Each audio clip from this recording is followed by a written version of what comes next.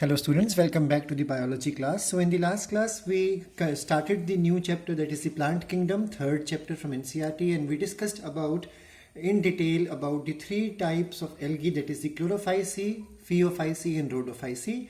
So we finished the algae concept in the last class, and today we will start with the next system, which is the bryophytes. So we'll talk about bryophytes.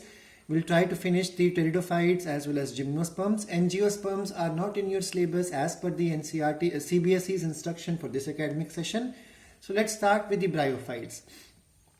Bryophytes, as the name suggests, this word comes from Greek language. Bryon stands for moss and phyton stands for plants. So plants which look like moss and are closely related to moss type of plants are called as bryophytes. They are non-vascular plants. Now when we say non-vascular, just like algae are also non-vascular because xylem and phloem are not present in them.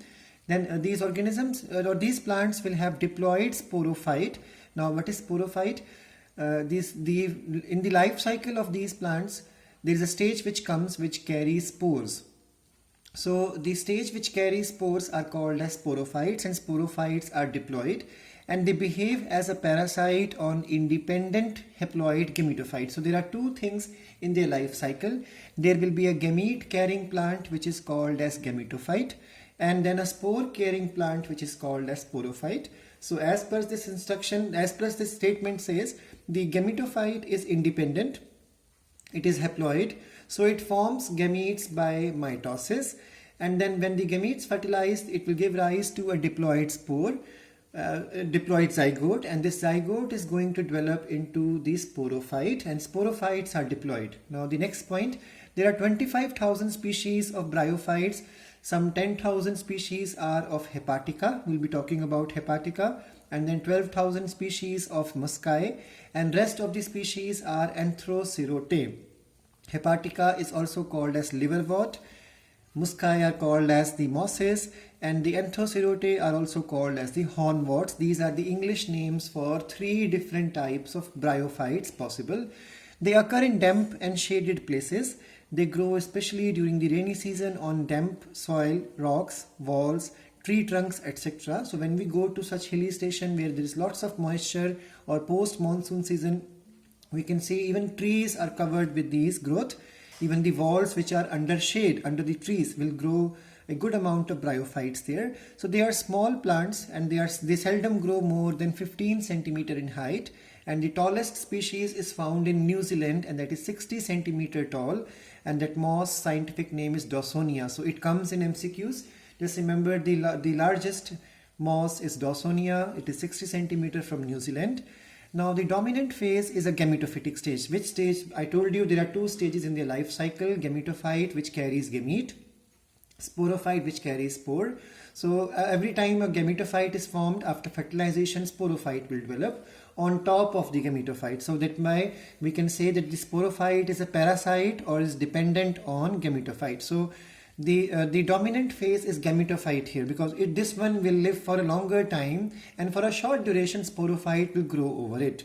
And the gametophyte is not differentiated into true root, true stem, true leaves. Therefore this body is called as thallus. In the last class also I told you thallus word is used for such a body which has some amount of differentiation, but not a hi-fi differentiation. So roots are not there, shoots, the stem is not there, leaves are not there, but leaf-like structures are there, and then stem-like structures are there, and then root-like structures are there. Such body is called as thallus. For example, in the last class we learned about algae. We learned that there is a holdfast, which is a root-like structure. Then there is a stipe, which is a stem-like structure, and then there is a lamina, which is the leaf-like structure. So such bodies are called as thallus. Now these thallus will always have root-like structures which are hairy structures, and these structures are called as rhizoids. So break the word. I have told you many times in biology, whenever a word ends with OID, it stands for like structure. So rhiza word is used for roots, and OID stands for like structure. So root-like structures are present, and absence of roots cause them to thrive only in moist places, because we all know roots are the only method of surviving in dry situations. So because roots are absent, so these plants cannot grow, can only grow in good moisture containing places. Xylem and phloem are absent in them, that means vascular tissue is absent, therefore they do not grow tall, and therefore they only grow with the help of diffusion. So diffusion, we have learned in 10th class, is a very slow process. That's why these plants have a very slow method of metabolic reactions. That's why they do not even grow tall, because tall plants, if they grow tall, it will be problem to perform diffusion.